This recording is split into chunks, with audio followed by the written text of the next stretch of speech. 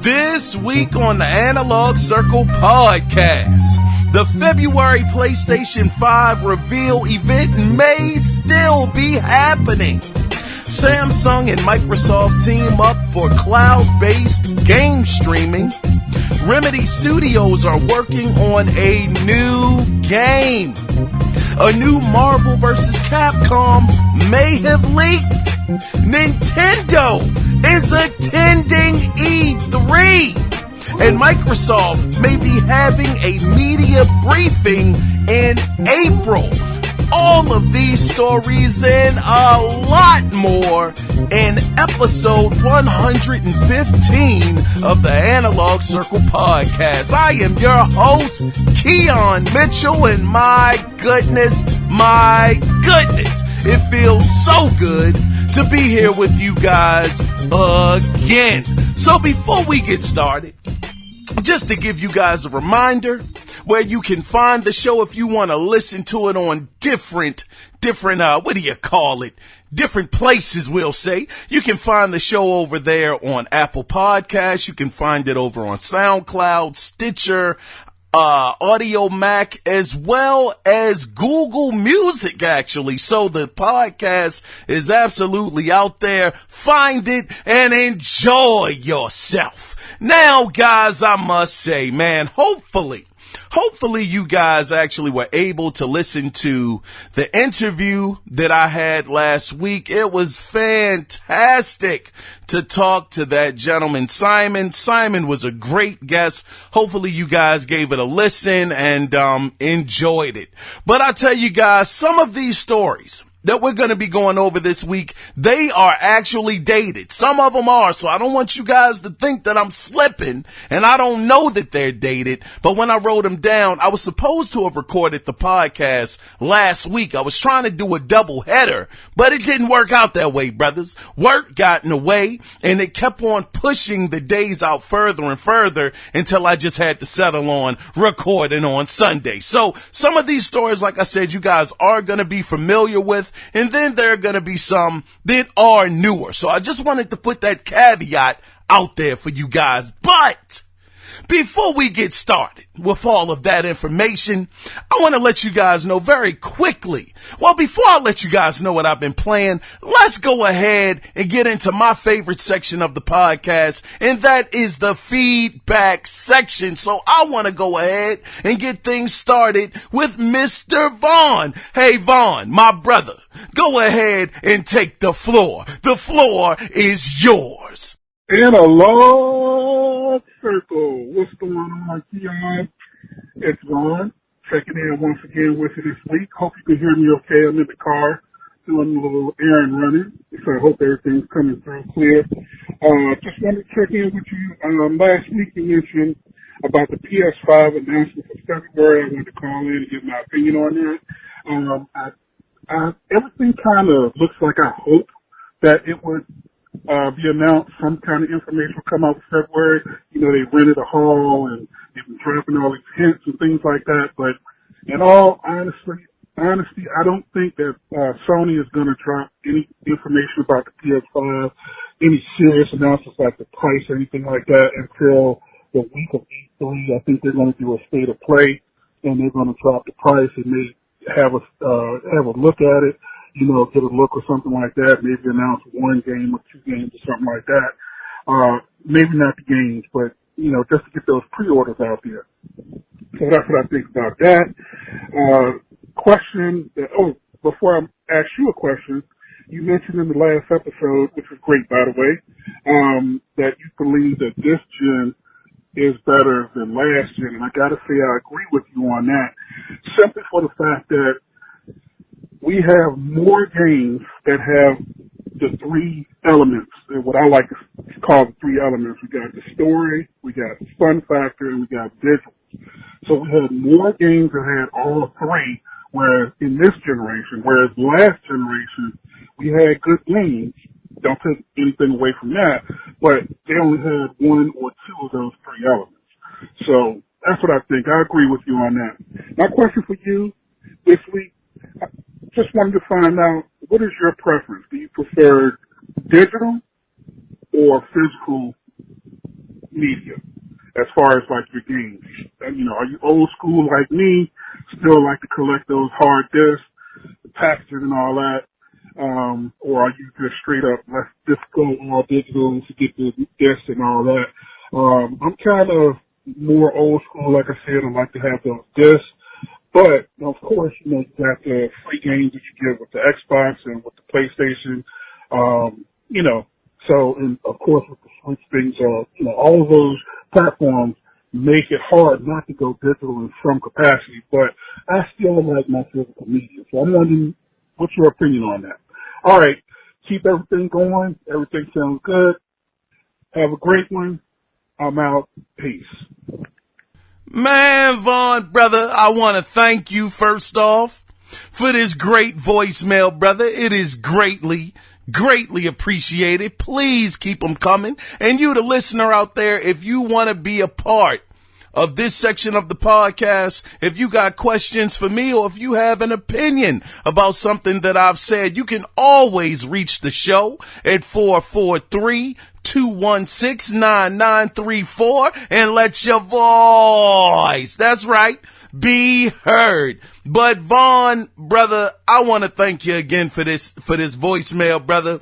And if you guys aren't aware of the question that Vaughn was answering, giving his opinion on last week, or maybe about darn near 2 weeks ago, I gotta say, I was asking the question, will Sony show off the PlayStation 5 in February? Now, I'm gonna tell y'all, I got, like you might have heard in the intro, we got some updated info on this, but we're gonna stick with what Vaughn was saying. So Vaughn, he doesn't think it's gonna happen, but he said something that was very, very interesting in his voicemail, because he pointed out that, hey, we might not get the event, but we may get a state of play out there where Sony will possibly say, hey, the system is on pre-order right now if you want to pre-order the game. I mean, the console.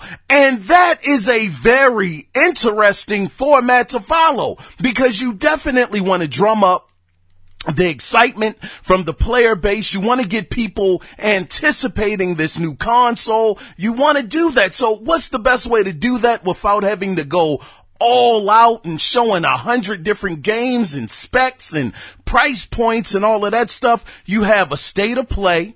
Go out there, show maybe a few games that are coming up soon that are in the window. You know, what is it? Iron Man VR is coming out very soon. You have The Last of Us 2. That's coming out very, very soon. You put that in there, maybe an updated trailer. It's things that Sony can do to drum up the excitement, and then put the PlayStation 5 in there and say something like, oh yeah, one last thing. If you guys want to pre-order the PlayStation 5, it's available at such and such and such retailers right now. That would be huge. Vaughn, I didn't think about that, brother. That's a very, very great point.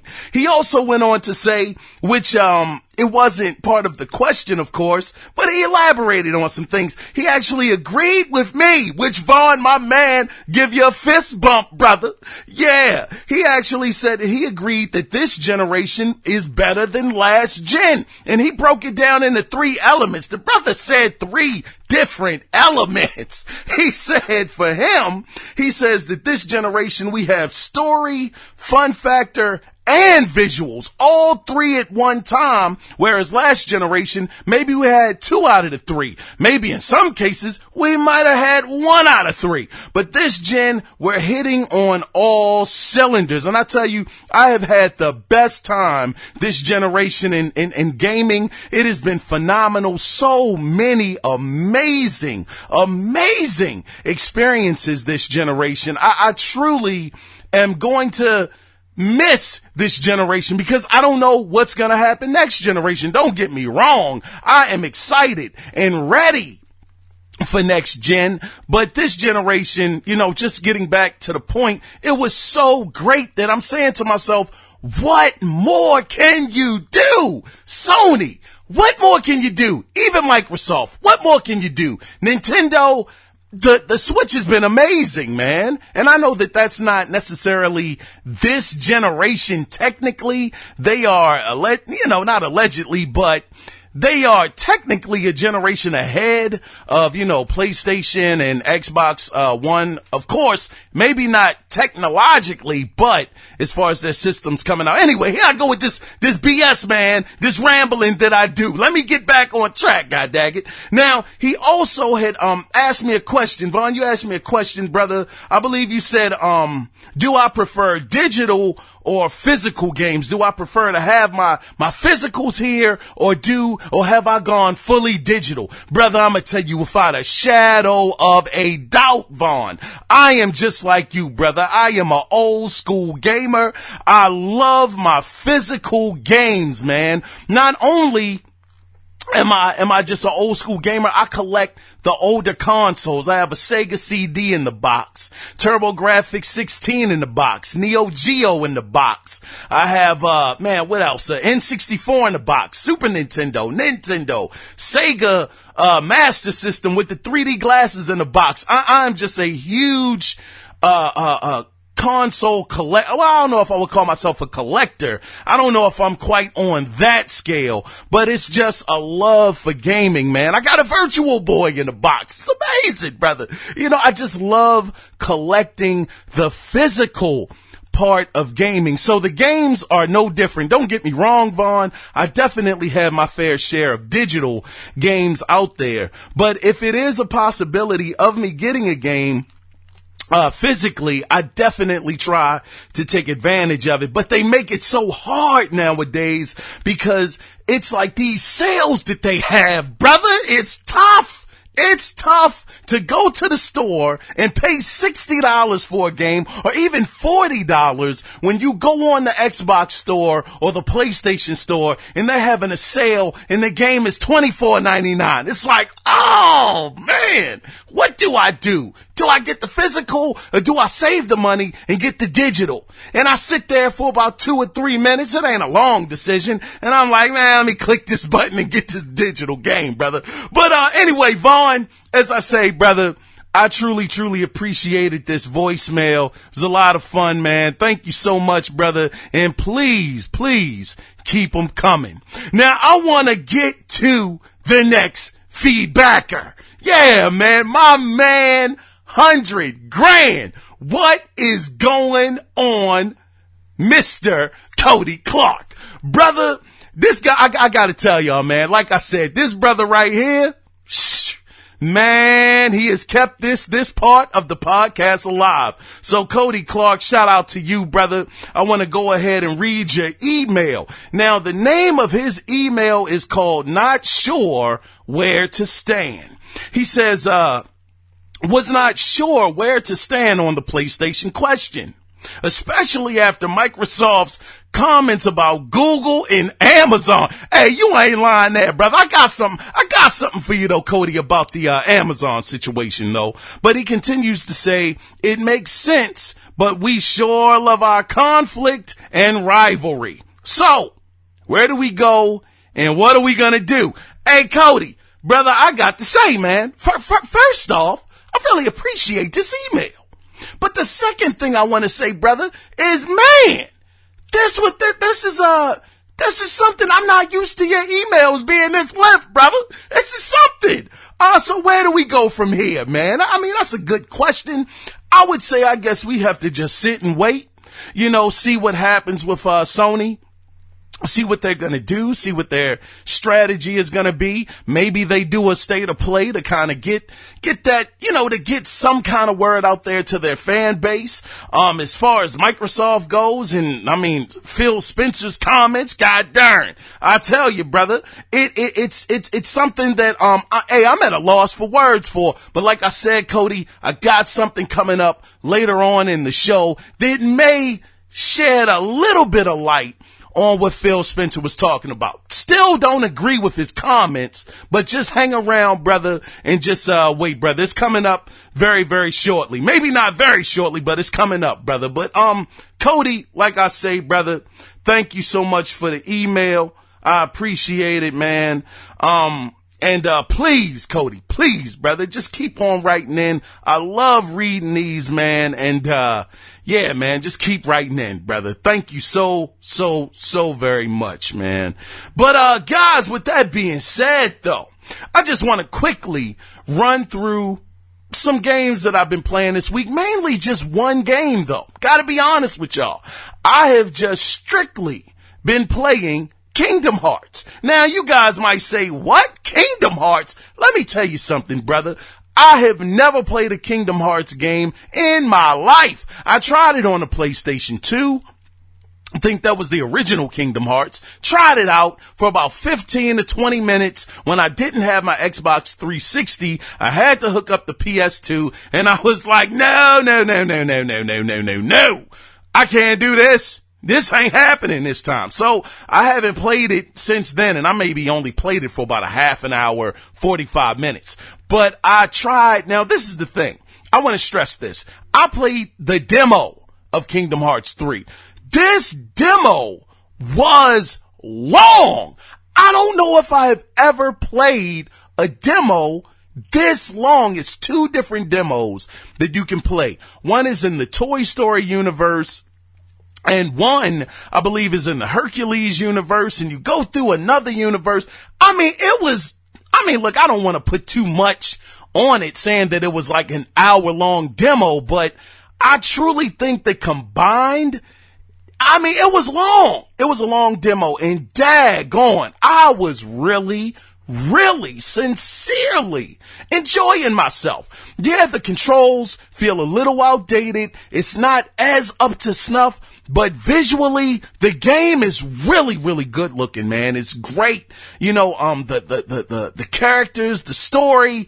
I never felt like I was out of sync with the story, because similar to how Gears 5 does it, it kind of gives you like a bit of a flashback as the demo was going on about the different characters and events that happened. So it was just a really good experience. I can't wait to pick that game up. I'm going to get it when I get a little bit of money, brothers. But yeah, very good game. I would absolutely recommend anybody out there who hasn't played Kingdom Hearts, or who probably doesn't have a backlog and is looking for something just to play, just to mess around with, you download the demo for free. I think you just might be shocked at how good it was. I thoroughly enjoyed it, man. But that's about all I've been up to this week. Haven't had a chance to get into anything too much more. I think I did play Dragon's Lair over the weekend. I think I posted a clip. Yeah, I did. I posted a clip over on Instagram.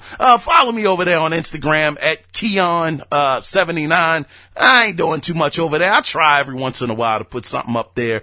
But yeah, Dragon's Lair, man, the original. I put up there, that's the OG of QTE right there. It was no QuickTime events until Dragon's Lair came out. That was the great grandfather of all these joints. We talking about God of War, even taking it back even to the Dreamcast, Shenmue. Yu Suzuki didn't create that. Everybody gives him the credit for the QTE, but it was Don Bluth who was out there making an American story in the land before time. This brother actually got into video games. You should read the story on that too. Don Bluth, very interesting, man. Very interesting how him and his team got into, the video game scene. But anyway, here I go rambling again. Man, that's it. That's it, brothers. Look, I've had you here long enough. We almost 20 minutes into the show, so I think it is about that time, brothers, to get into the gaming news. It went down. All right, so let's go ahead, man. Let's get started with Anthem. Now, BioWare announced that they will be overhauling Anthem.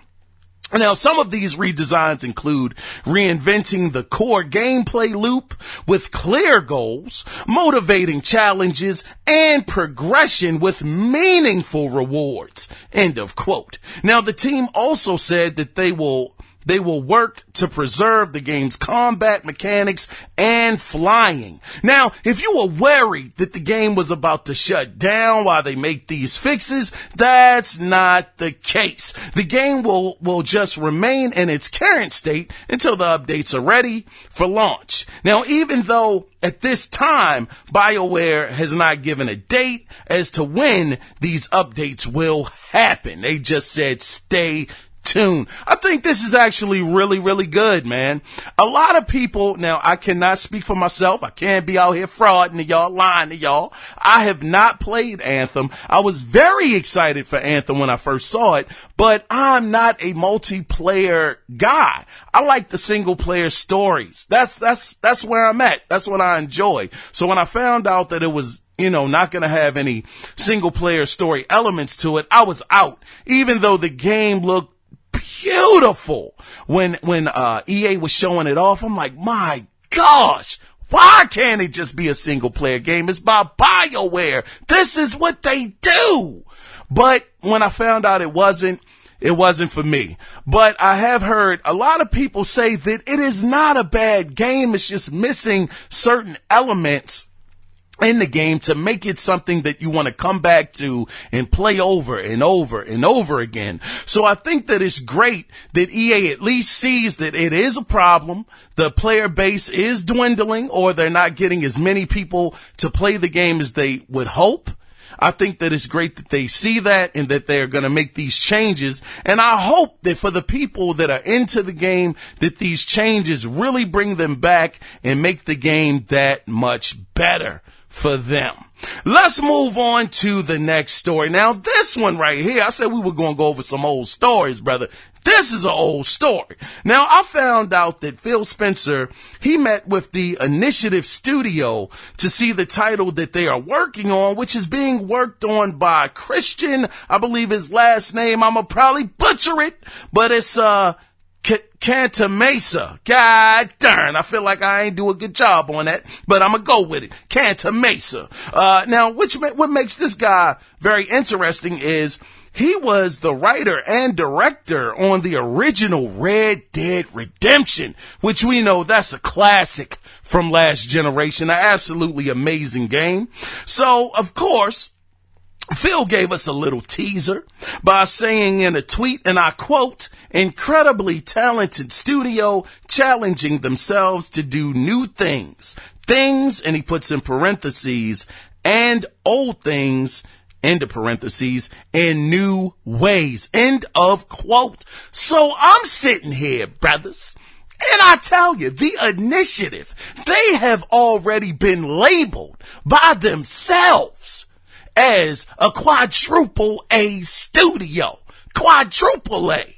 Now, I had never heard that term before they came out on the scene and said that. So, of course, what do you call it? The expectations are very, very high on what this studio can do. And when Phil just said that little gem, that little hint of information, working on things, old and new things and new ways, I gotta say, is this a reboot? Could this be a reboot? Everybody has been saying they want a Joanna Dark reboot. Some people are saying, and I daggone hope that they are not working on this, but Banjo-Kazooie or Cameo. I mean, it's so many dormant IPs in Microsoft's stable that they could go to a number of different IPs to make this happen. But I gotta be honest with you guys. The Initiative, this is supposed to be a quadruple A studio, like I just said. I would want them to make their own IP from the ground up, and just have something be theirs. I don't want it to be another 3-4-3 situation where it's a talented studio that is given somebody else's work. It doesn't seem to work.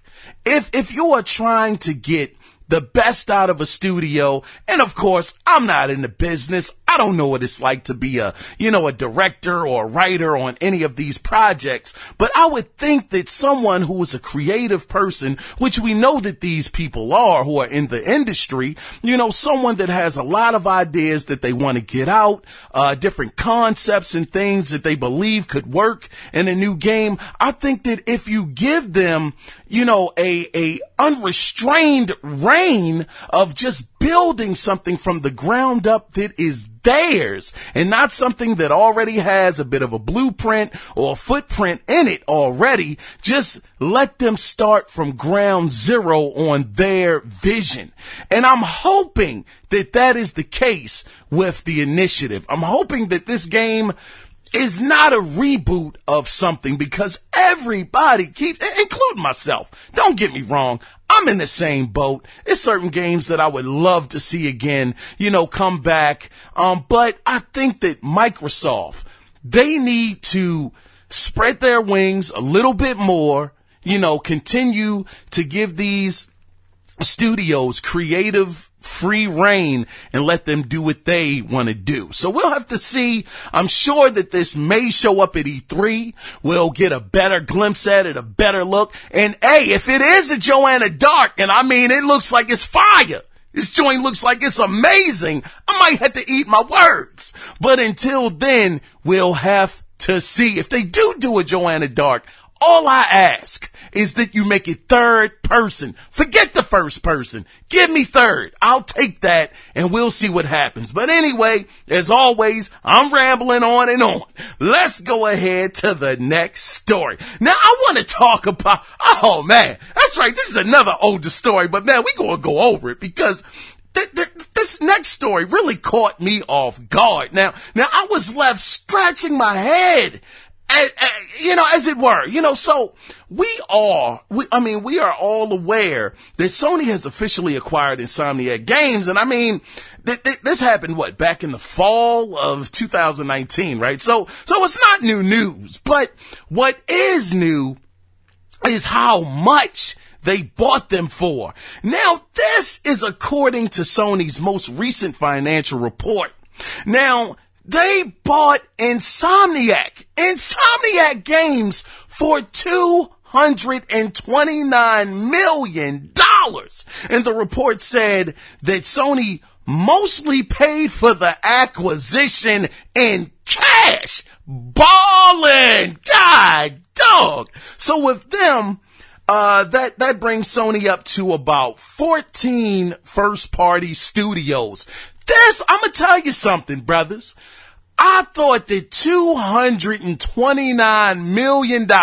Now, granted, I'm not even 100,000 there, brothers. But I must say that $229 million for the talent that is over there at Insomniac, I said, my goodness, all of the IPs that they have made, Ratchet and Clank. They've made, what's another one? Sunset Overdrive. They also have, Resistance under their belt. I mean, God, dog, these guys have been hitting Spider-Man. Of course, we know that Sony owns Spider-Man, but nonetheless, it's just the talent level that I'm talking about with Insomniac. I was saying to myself, God, dog, Microsoft, if this is what it took to get them, why didn't you acquire these guys? If you guys are still allegedly, and I want to stress that, allegedly in the market for more studios, my gosh, if Sony bought them for $229, say, listen, man, we'll give you $230. I mean, God dang, I would have thought that they could have swung it, but you never know. You never know. Insomniac, maybe they didn't want to go with Microsoft. Maybe that was another thing that happened. Maybe they wanted to stick with Sony because they've worked with Sony for predominantly, good grief, seems like maybe give or take a few years, but pretty much the whole career of Insomniac, they've been with Sony, minus Sunset Overdrive. So I just couldn't believe it. Now I do believe, though, I must say, I think that the only way that $229 million might have been just a little too expensive is if Insomniac doesn't own all of the IPs. I think that I heard somewhere where they don't own the Ratchet and Clank franchise as well as Resistance. I think those are IPs that Sony actually owns. So if you're buying Insomniac, you might just literally be buying them for the talent and no IPs will come along with them. But I gotta say, once again, that just seems like a steal.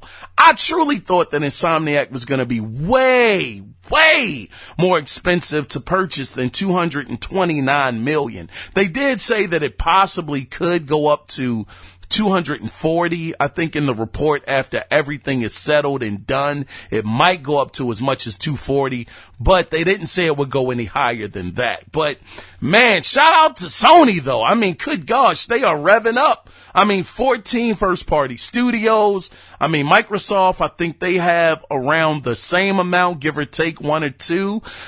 These guys are really getting it together. And I mean, Microsoft, they needed the studios more than anybody. My gosh. So we'll have to see what happens. They were also saying, I didn't put this in the podcast, but they were saying that they believe that the Spider-Man sequel, Spider-Man 2, will be coming up a lot sooner than people think, within the first, 1 to 2 years of the PlayStation 5's existence, because it was such a huge moneymaker. And of course, Sony, they want to recoup as much of this $229 million that they can. And with a game like Spider-Man selling over 10 million copies, I mean, it seems like a shoo-in to get a huge chunk of that investment money back. So we'll have to see though, guys. We'll see how this all comes out in the wash. Now let's move on. Let's keep on actually, with Sony. We're going to continue with this Puff the Magic Dragon ride, because we keep hearing about the February PlayStation event. And Vaughn, this is what I was talking about, brother. Now, I was ready to give up on it because, I didn't think it was going to happen this month. I'm like, hey, look, this month is this is halfway over. We're at the end. Well, not at the end, but we're in the middle. I don't think it's going to happen. But listen to this though.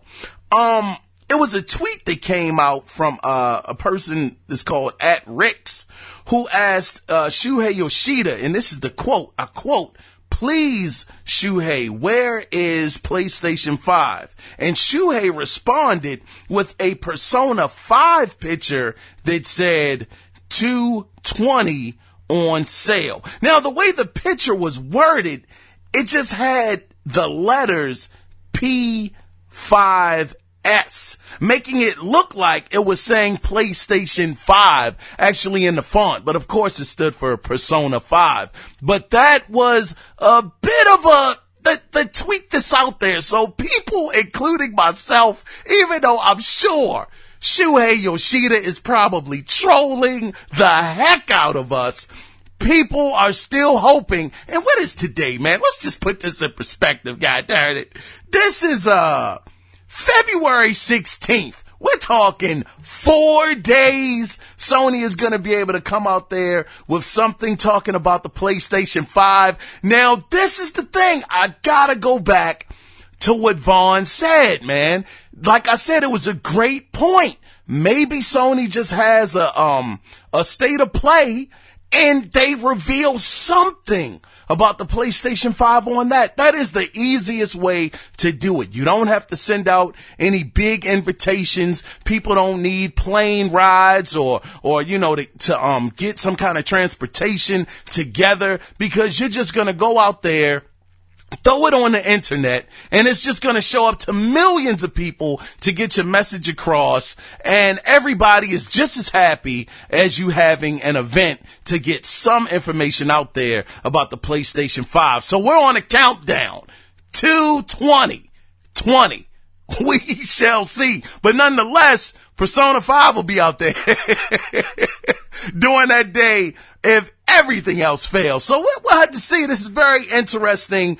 And I can't wait to see what happens on 220. It's probably going to be a dub, but we'll have to see. We'll have to see. Now, now this is another older story. I'm not really going to go into this too much. This was actually just talking about People Can Fly.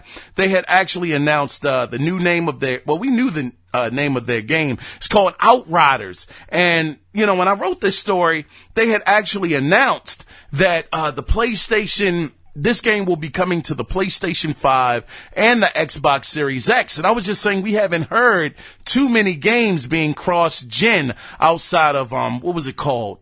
Dying Light 2, which has been put on the back burner indefinitely as it stands right now. We have no idea when that's going to come out. But I was saying that this game it's going to be released holiday 2020. IGN actually had them on the show, on one of their shows, and Polygon had them on, as well as Game Informer. And they were just showing off the game, and I believe it's a 3-player co-op game which you can drop in and drop out, and it's cover-based. And when I was writing this, I didn't really have an idea what the game was going to be.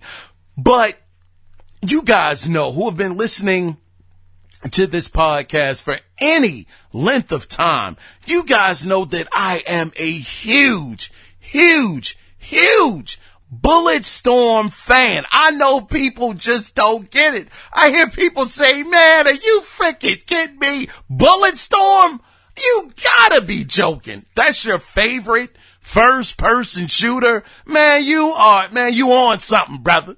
It's like, no, man, Bulletstorm was so much fun to me. I thought the leash was an amazing weapon, and when you slowed down and the kill with skill mechanic was just so original. The kick button, I had never seen a kick button in a first-person shooter. So anything that People Can Fly does outside of Judgment, you know what? I'm not even going to give that to him, man. Judgment wasn't...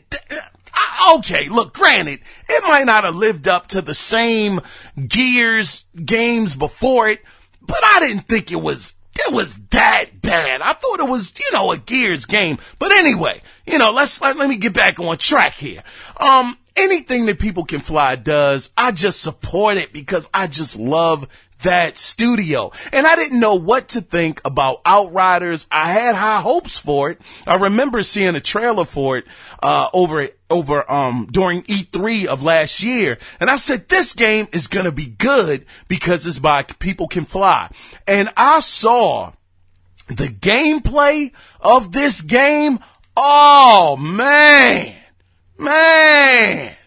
I mean, it looks really good. It looks like a third-person Destiny-esque kind of game a little bit, as it were, with the different powers that they have. Graphically, it looks good. Of course, it's a cover-based shooter, like the report was saying that I had wrote down. That turned out to be true.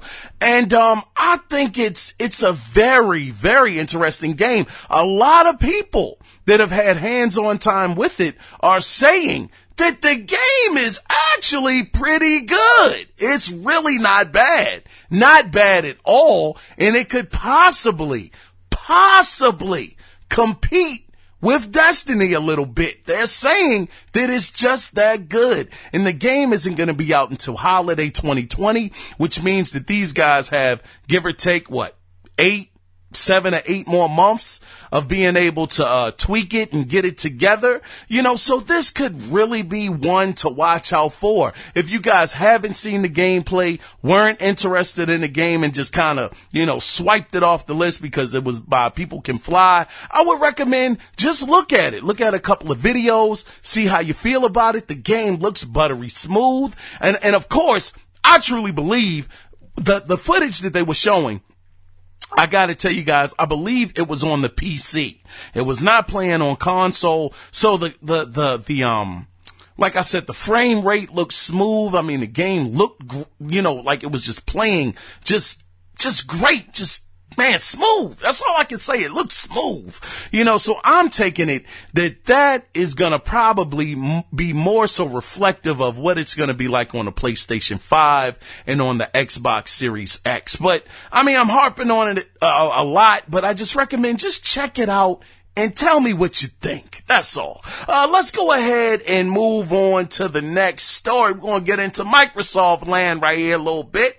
So a couple days ago, Samsung revealed their new flagship phone. It's called I believe the Galaxy S20 and the Galaxy, I think it was called the Z Flip, but not only that, but it was also announced by Samsung's Director of Strategy, David Park, that Samsung and Microsoft are partnering up for a cloud-based game streaming experience.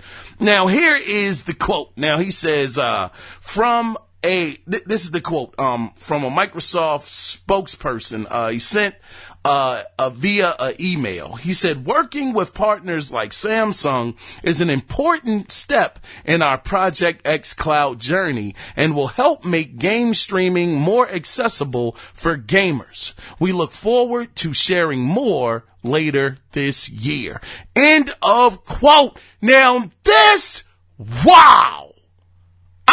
Wow. I only say that because keep in mind, I want to put this preference out there again. I'm not sold on cloud streaming. I am not. I'm an old man. I'm 41 years old. I prefer playing on the console. You're talking about a guy, myself, that has a Nintendo Switch and has not taken it on the road because I just don't play handhelds. I play consoles. That's what I do. That's what I enjoy. But with that being out the way, I have to say this is an amazing step into this cloud gaming stream or universe that Microsoft is trying to step into. I am thinking, now I have, no confirmation on this. This is just my brain thinking probably the wrong thing, but I'm going to just throw it out there.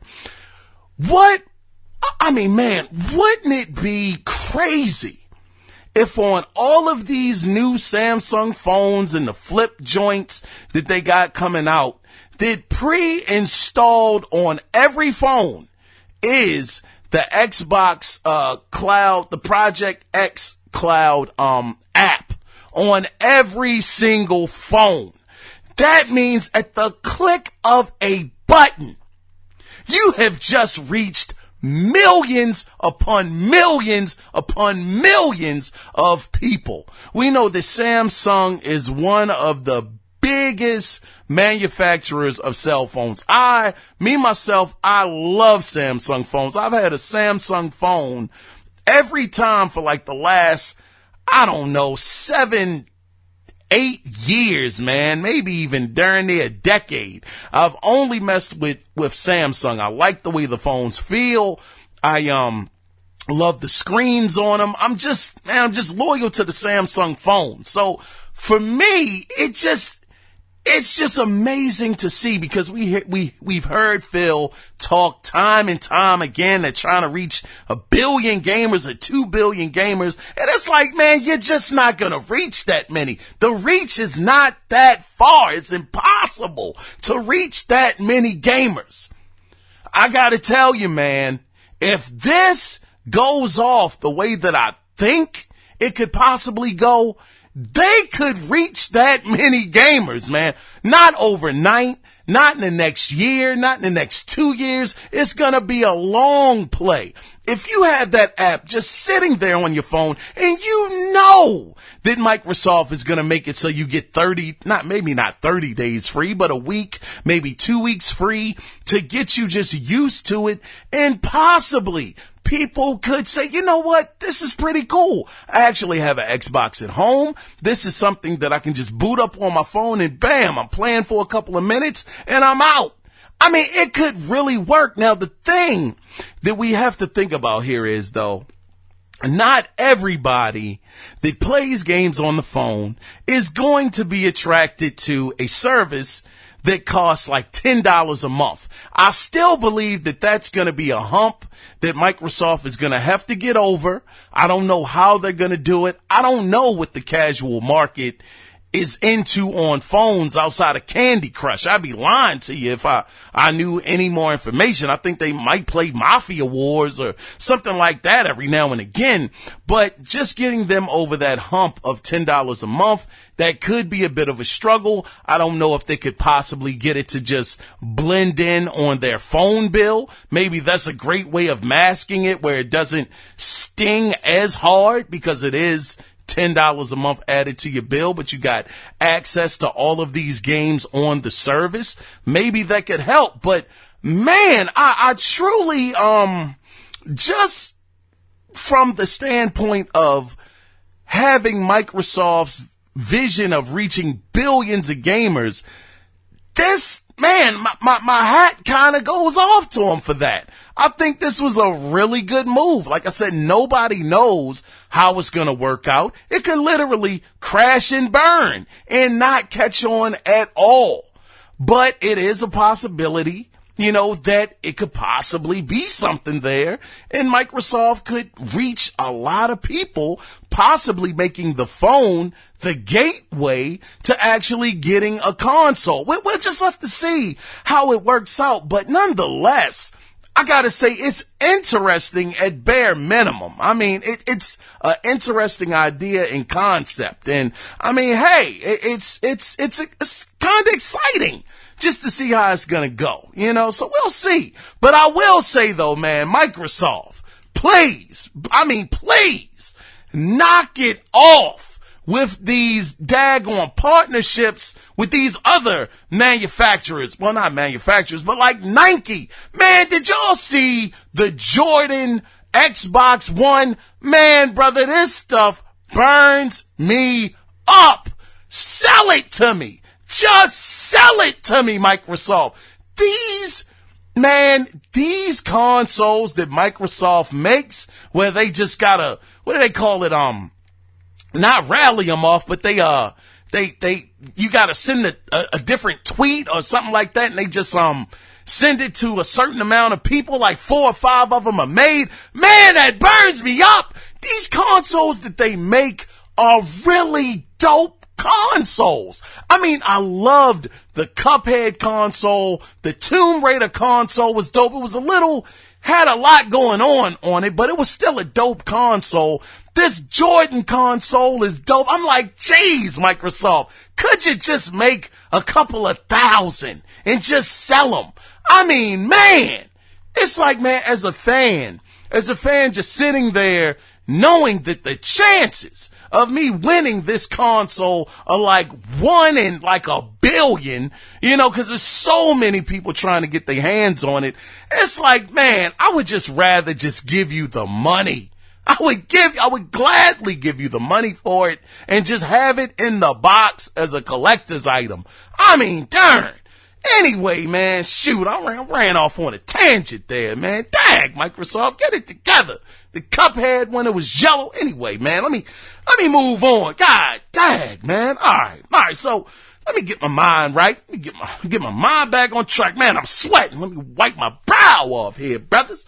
All right. So we got word a couple of days ago that The Last of Us Part 2 will have a demo at PAX East 2020, which starts February 27th until March 1st. Now, the director of communications, his name is Arne Meyer, over at Naughty Dog, had this to say, and I quote, "Attendees will have an opportunity to play, quote, Patrol, featuring an early area of the game where Ellie and Dina, what's her name? Dina? I believe Dina or Dinah, must venture out of Jackson into the surrounding areas to clear out the infected." End of quote. So it looks like this will be possibly, this is the only downside, man. It looks like it's going to be the same demo that was shown, if you guys remember, back in September, which, woo, that game That joint looked like fire, man. That joint looked so good, man. The game was on point.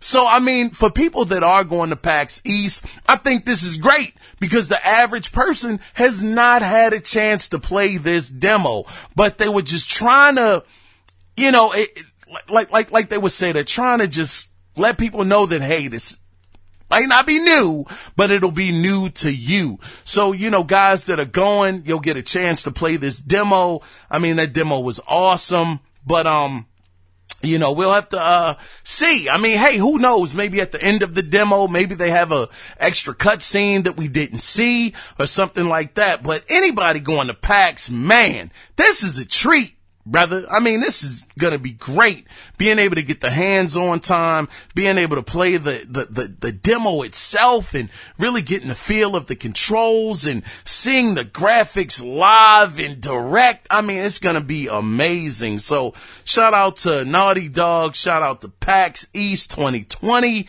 I think this is going to be absolutely fantastic. Man, let's move on into some quick Nintendo news, though. Now, on February 19th, Nintendo will be adding 4 new games to their Nintendo Switch online service. They are, and I tell you, I ain't never heard of these before, but this one is called Poppin' Twin B and Smash Tennis. Now, that's going to be for the Super Nintendo. And for the original Nintendo games, you'll have Shadow of the Ninja and Eliminator Boat Duel. What the... Well, Eliminator Boat Duel? What the world is this, Nintendo? What are you doing? What are you doing, brother? Man, oh man, Eliminator Boat Duel? Man, some titles of games just let you know, man, that ain't gonna be something I'ma try. I'm not even gonna give it a shot. Eliminator Boat Duel. You can tell this is an early game, brother. By some of the titles, you can tell some games are just, nah, we ain't gonna rock with it. But anyway, those will be the games. February 19th. Be on the lookout for them. I ain't gonna say it's gonna be a great time, but it should be an interesting time. Let's go ahead and move on, though. Now, Pan Europe, game information, they made a mistake and leaked that My Friend Pedro is coming to the PlayStation 4. Now, I gotta say, nothing has come from Sony officially, so as it stands, take it with a grain of salt. But, you know, if the ESRB or the PEGI have the rating of the game, more than likely it exists. And I'm going to tell PlayStation 4 guys and gals out there right now. My Friend Pedro, brothers and sisters, that game is amazing. It's a $20 game. It's a side scroller. And I mean, it's beautiful. I mean, the gameplay is silky smooth. Like I said, graphically, it's a great looking game. I mean, the story, I don't know what's going on. A banana is telling you what to do. I'm sure that the guy's hallucinating, but we're gonna get past it. The game, the slow motion kills, the dual wielding. The game is awesome. It is so good. I was playing that on the Switch. That game alone made me want to open up the Nintendo Switch. Of course, shout out to that person that will remain nameless for hooking me up with Zelda Breath of the Wild. That game, still awesome. But I tell you, My Friend Pedro, I was like, man, I want to play that game. So if this game is coming to the PlayStation 4, you guys are in for a major, major treat. I tell you, that was one of my favorite games last year. My Friend Pedro, if you have Game Pass, My Friend Pedro is on Game Pass right now. You guys can check it out. If you haven't bought it and you have Xbox One or Nintendo Switch, I would recommend $20. You cannot go wrong with that game. It was absolutely amazing. So, let's go ahead and move on. Now, this is some more old news. I'm not going to really talk about this too much. We all know that Rod Ferguson, he left the coalition. He left the coalition and he's moved on over to, what is it, Diablo, and Diablo is, oh man, what studio is that? Whatchamacallit just went there too from Microsoft. I'm blanking on his name right now because I'm under pressure right now. I'm under pressure. But anyway, Rod Ferguson left. He's going to be working on Diablo over there, with, one of his former, co-workers over at Microsoft. Dag, what is his name? Somebody yell it out to me so I can remember what this guy's name is. Yell it to me right now. God dag, I didn't hear you. But anyway, y'all know who I'm talking about.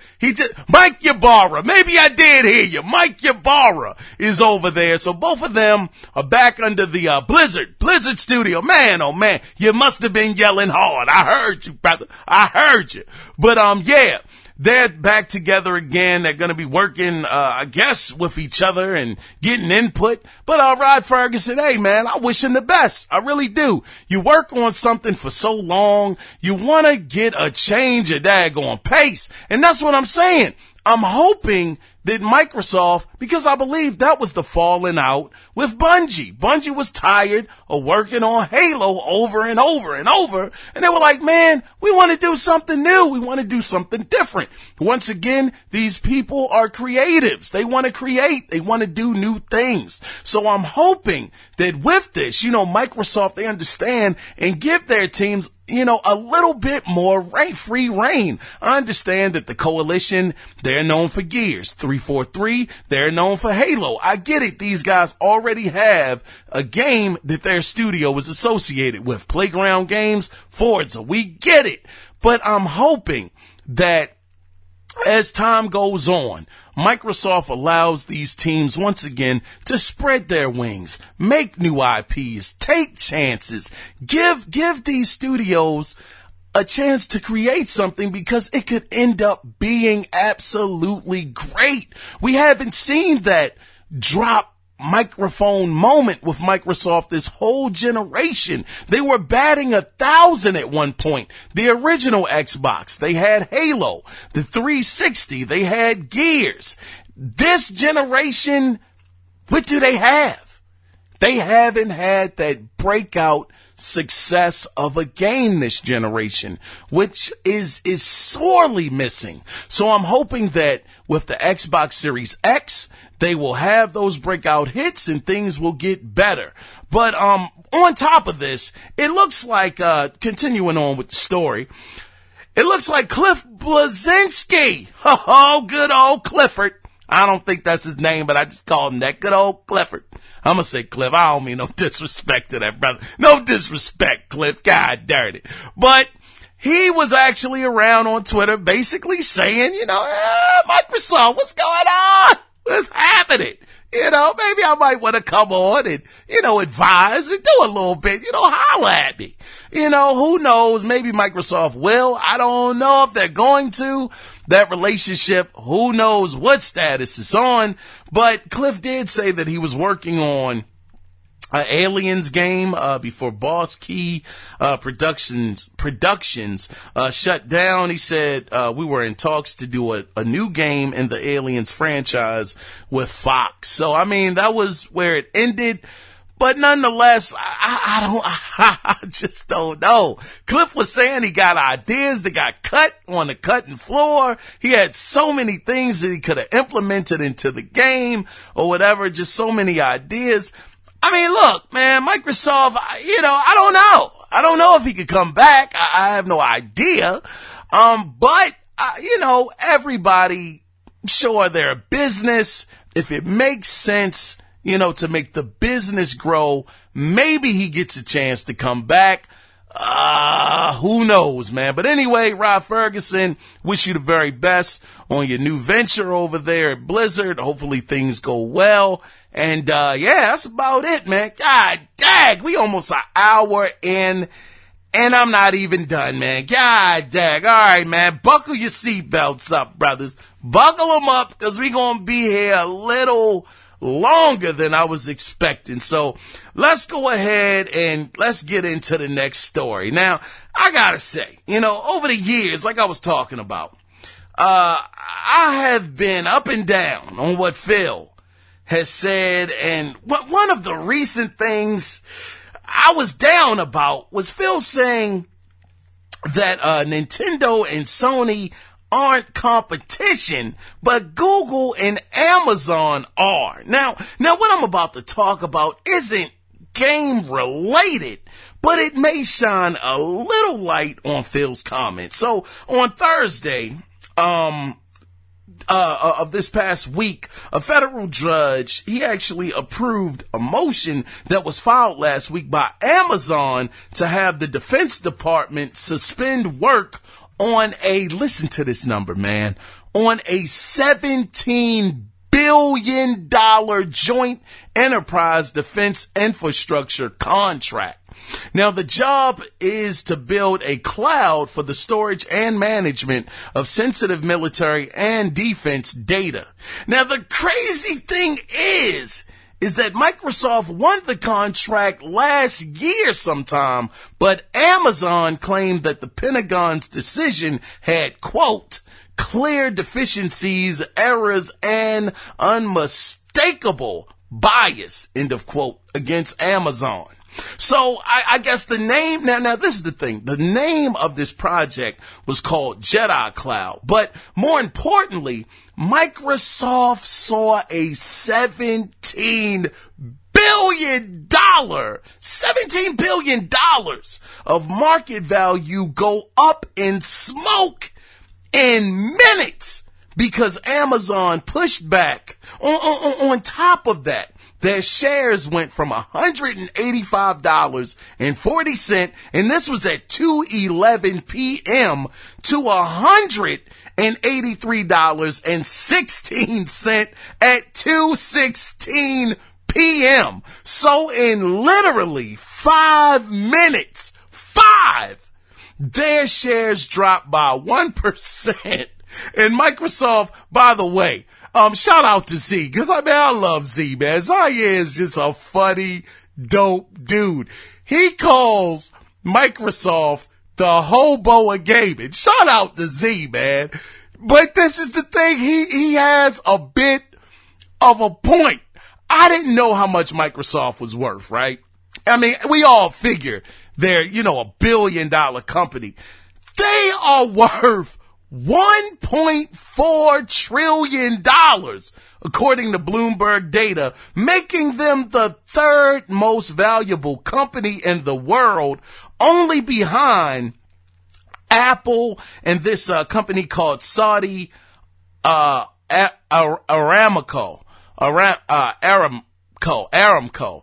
They are the third biggest company in the world. $1.4 trillion. $1.4 trillion. And I mean, like Z said, they the hobo of gaming. Man, I'm hoping though, Z, I'm gonna tell you, brother, I'm hoping that eventually they'll get it together this generation. Phil, I haven't agreed with everything he said, but I'm hoping that they can get it together. Now, the reason why I brought this up is, god dag, $17 billion just lost in 5 minutes to Amazon pulling that kind of move, saying, nah, we don't think we were treated fairly. It was unjust. I get it. I'm more shocked though. The thing is, I'm more shocked that Amazon doesn't even have any gaming infrastructure up right now. I would have thought they would have said Apple. Apple is ahead of them, and Apple has some kind of gaming streaming kind of service going on right now. They didn't even consider them.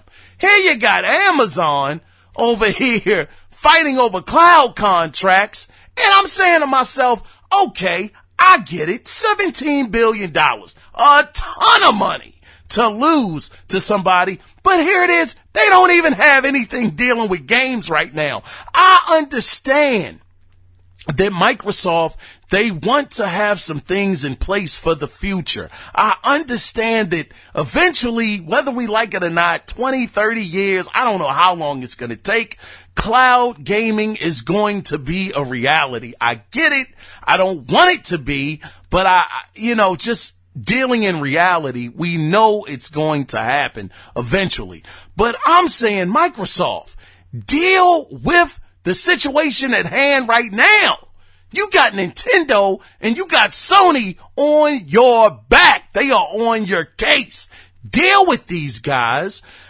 Have them be competition. Somebody said they thought Phil was just moving the goalposts because he feels like he can't compete, so he wants to change the narrative and say, nah, we're not competing with them. They're not our competition. Amazon is. Amazon and Google. I can understand Google. They have a gaming streaming service in place, but Amazon, I'm still missing something there. Hopefully one of you guys, the listener, can tell me if Amazon has something going on in the gaming space. As far as I know, they got nothing. But Microsoft, I'm just saying, look, handle what's going on right now. Nintendo, they have caught your Xbox One sales in half the time that it took you to sell what you sold. I mean, if that's not competition, I don't know what the heck is. Now, if you're talking about having competition outside of gaming, maybe that's what he should have said. I could have bought that a whole lot more. That, listen, these guys aren't the competition we're focused on because we're looking at things outside of gaming. I could have taken that and said, you know what, Phil, I dig it. I got you. It's big, big business, $1 billion business. But to say that those two are not, and they have had game of the year contenders almost this whole generation, and Microsoft hasn't darn near had any the whole generation, that is a problem. That's a problem. I mean, my goodness, you couldn't have a solid 3 or 4 games this generation up for game of the year. I truly do think, and I'm gonna stand by it, I think that Gears 5, I think that was snubbed, man. I thought it still should have been up for game of the year. But anyway, man, it's just, look, Phil, just please, brother, just concentrate on the here and now. As it is. I mean, good gosh, we understand cloud is coming eventually one day, but geez, man, protect what you got in gaming right now against Sony and Microsoft, Sony and Nintendo. God darn. Let's move on. Shoot, I apologize. I went on a rant again. My bad, people. I'm gonna try to keep on moving the show along. We an hour and 6 minutes in, god dang it. All right, so Remedy Studio head, Tero Fratelli, he announced during a financial report that said that Crossfire is expected to launch sometime this year. But more importantly, he said that Remedy is working on a unannounced project that he shared.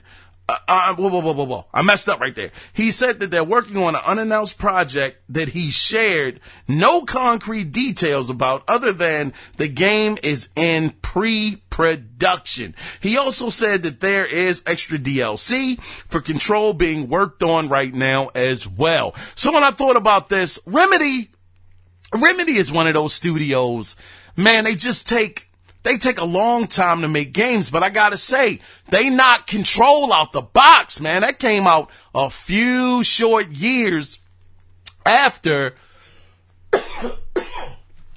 excuse me, man. It came out a few short years after, what was the game, man? God dang. Now, I'm doggone up, man. I ain't gonna lie to you. I'm choking like a mug, bro. I'm trying to hold it together. I'm trying to hold it together. Oh, man. But Quantum Break, they actually got Control out pretty fast. And the interesting thing about that is that the other games that they were working on, they were actually under Microsoft. Soon as they get from under Microsoft, them jokers knocked out another joint. And not only did they knock out another joint, I think I game of the goddamn year, which I think, man, that's goddamn robbery, brother. I mean, I have the game. I haven't played it yet, so I can't say if it did or if it didn't. earned Game of the Year. But god dang, brother, I'm like, Jay Whiz. But anyway, man, hopefully this new unannounced game, maybe it's another Alan Wake, maybe it's another Quantum Break, maybe it's a brand new IP. And I tell you, if they can continue on with the success like they've had with Control and make another game and, man, have it for next-gen consoles, hey, man, who knows? Remedy could really, really knock it out the park. I think they're going to be using their, what's the name of their engine? I think it's called the Searchlight engine. I believe that's it. I could be wrong, but it's something like engine that they did say that the game will be using. So we'll see what happens, man. I mean, it's in pre-production, which means it's still very early on. And hopefully as the months, days, weeks, years happen, we eventually will get some more information about this game. Man, I should have some water right here with me, brothers. Man, my throat dry. I mean, it's Sahara Desert dry over here, god dog it. But I'm gonna get through it, man. Oh, man. Now let's go ahead and move on to the next story. Now, this is a real quick one. For people that are looking forward to the game Half-Life Alyx, the game did get a release date, and it will release on March 23rd, and it will be free for Valve Index owners, but it will also be compatible with multiple PC VR headsets as well. I'm going to tell you, man, this would be the game. I truly think that this could possibly, and I mean, it's always a small percentage that it could happen, but I do believe that a game of this significance, Half-Life Alyx, which it actually has the look of a AAA game, I think this could be a bit of a turning point for VR. I'm not saying everybody is going to buy VR. I'm not saying that it's going to all of a sudden set the world on fire. But I'm going to say, when we look back at VR and we ask ourselves, when was the turning point of it? I think as long as Half-Life Alyx lives up to the hype and is the game that everybody is hoping that it's going to be, I think we'll look back and say this was the turning point for VR. The VR is one of those things that you have to experience it to really get it. It's not something you can really explain. It's not something that you can look at on TV and get it. You have to really experience it. So if this game lives up to the hype, and it performs well. I mean, like they said, the Valve Index has been sold out since this game got announced, which means that, good grief, it is a big, huge demand for this game. And how absolutely amazingly awesome would it be if the new PlayStation VR, the PlayStation VR 2, actually got this game ported to it as well? That would be unbelievable. And they did say and confirmed, and we talked about this months and months ago, that they are working on a new PlayStation VR 2 that will release sometime after the PlayStation 5. But yeah, we'll have to see though. Anyway, let's move on to the next story. Man, how many more of these do I have, brothers? I think man, we're going to just ride it out. For all of you that are still here, brothers and sisters, I truly, truly appreciate the support because, man, we going in overdrive right now. All right. So it is, let's see, what I have here? Okay. So, yeah, it is possible that a new Marvel Vs Capcom game is in the works, actually. Now, this rumor was started by Brian Hannaford, who is the voice actor of V from DMC5, who said this, and I quote, "Absolutely pumped for the next Capcom Versus game, new characters, but they could be very familiar." End of quote. Now, the last Marvel, I believe, Versus Capcom game was released back in 2017, I believe. And I think that was Marvel Vs Capcom Infinite, which was, man, it didn't get that warm brotherly embrace. You know, it didn't have the X-Men in there. It was missing a lot of the characters that, you know, purists and people that love the franchise, you know, they didn't have a lot of them. Of course, it was because of the Fox situation, Fox owning a lot of those characters, the X-Men characters at the time. So it didn't get a great reception, but it still was a solid game. I actually have the game upstairs. I ain't gonna lie to you though. It's still in the wrapper though. Yeah. It's in the wrapper. But I'm sure that 2017, so we're talking about during their 4 years, man. Well, going on 4. It's already 3. You figure that if this game is being worked on, more than likely it's going to be for the PlayStation 5 and the Xbox Series X.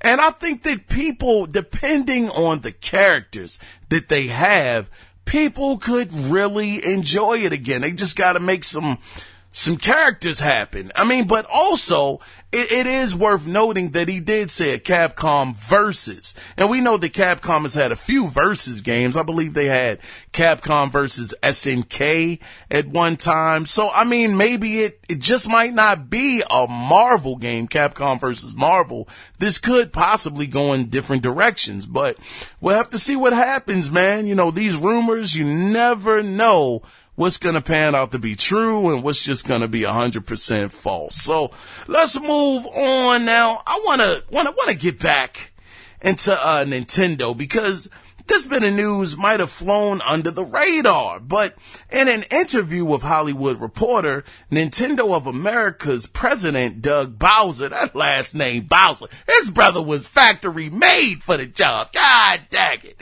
He said, and I quote, "We look forward to participating in E3 2020. It is one of many ideal venues for us this year to interact with people in a social and immersive environment. Every year we base our approach to E3 on the content we have to share." End of quote. Now, if you weren't aware, E3 will be taking place this year on June 9th to June 11th. When I heard this, brothers, I said, what? You gotta be kidding me. Nintendo is going to E3? Now, this is the thing. Now, E3 with Nintendo, and this actually can be a little misleading now that I'm thinking about it and we're in the thick of the story right now. I don't know if Nintendo is hitting the E3 stage. When I think of Nintendo actually going to E3, I think of them having their press event at E3, talking about their games, talking about their hardware, the software. I mean, everything that's Nintendo, their peripherals.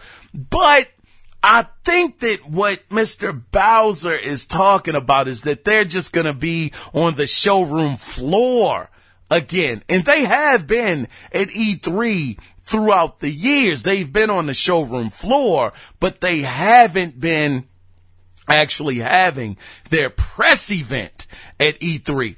But, I mean, it would be so dope to see them up there just one time for the gaming culture, Nintendo. One time hit the stage, man. Get up there, give us a live presser. It would be awesome, but I don't think it's going to happen. I mean, the Nintendo Directs, they've been absolutely phenomenal over the last couple of years. Last year's, what did I say? Nintendo Direct was, god darn, like I said, it was the best show of E3 last year, hands down. I mean, they just showed up and they just showed the heck out. So, I mean, with Nintendo being there, like you said, it's an ideal venue for them, you know, to interact with all of the fans and all. I think that it is dope. I just hope that they put on a show. I don't think it's going to happen, but we'll see. It'll be interesting nonetheless to see what Nintendo has at E3. My fingers are crossed. They are crossed tightly tightly crossed that we see something, Nintendo. Nintendo, if you're listening to this, and I'm sure you're not, but if you are listening to this podcast, please, please, please show off the new Metroid. Can you please do that for me and millions of other fans? I just want to know what the game is looking like. I've seen mock-ups of Metroid, the 2D style though, the side-scrolling Metroid. And I mean, these graphics look unbelievable. And I know the Switch could handle it. I know it could. I'm not so giddy on the, Metroid Prime series, even though we did hear that it's gonna be Metroid Prime. But who knows? Like they switched Metroid before to the first person perspective. Maybe they can switch it back.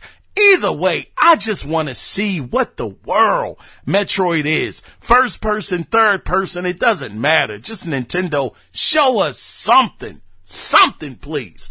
Anyway, let's move on now. Again, with this next story, I want to preference this next story by saying this is a rumor and hasn't been confirmed. So like I say to you, good brothers and sisters, take this with a mustard seed of truth.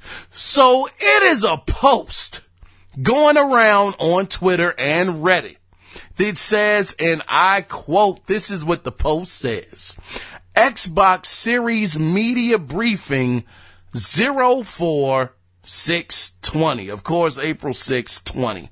9:30 a.m. Pacific Time, Microsoft Theater, power your dreams. Brothers, sisters, and brothers. Man, listen, if this is true, which I'm saying it again, take it with a gigantic mustard seed of truth. But if Microsoft goes out there, matter of fact, we're going to look this up right now to see how realistic this could be. Let's see what day this falls under. I'm getting the calendar out right now, and we're going to look this up together. The calendar for April 6th. Let's see. We got April. That's on a Monday. April 6th is on a Monday.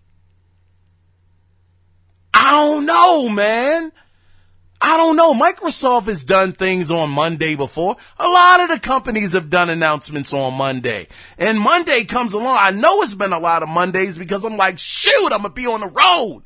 I ain't going to be able to talk about it, after it's over. So I don't know, man. I'm not trying to get the hamster wheel to spinning or anything like that, or trying to put false hope out there, but a Monday seems kinda possibly realistic. And I mean, we have seen Microsoft do this play before. They did it with the Xbox One. They did it with the Xbox 360 when they had it on MTV back in the day before E3, a few short months or a couple of weeks before. So this is something that they're known for doing.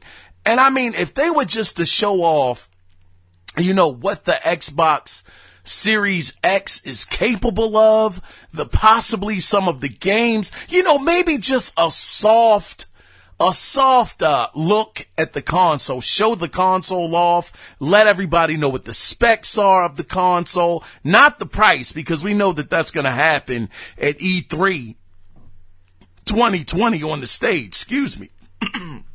We know that that's when that's going to happen, but just show off some small details. Maybe give small glimpses of what we can expect from the console, as far as like graphics go. Maybe a few tech demos just to show the big jump up from where we were to what it's going to be like on the Series X. Maybe make just small announcements, small but meaningful announcements during this show. So we'll have to, we got to stay tuned for this, brothers, but very, very interesting if this is true. I mean, April 5th, we could be talking about this. It'll be just like the PlayStation 5 reveal event. It'll be goddamn crickets out here, but we'll have to see though. But let me go ahead and move on.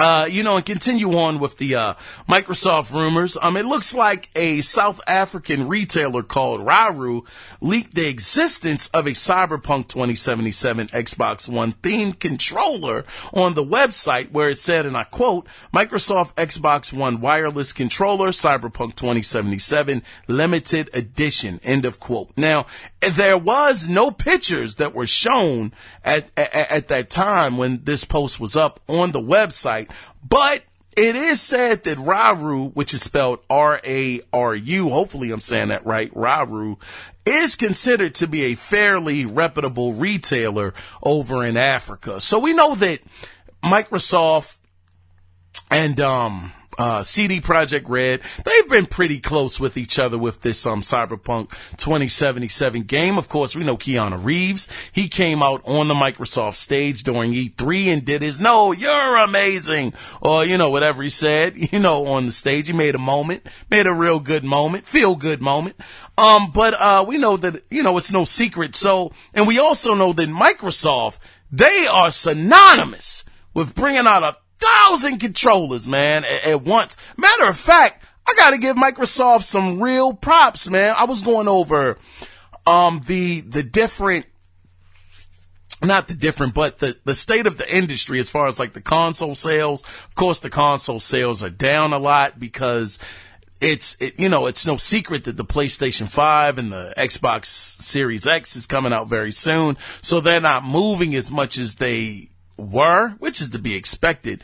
But they were saying that the game sales were down by a certain percent, like 27%, somewhere around there.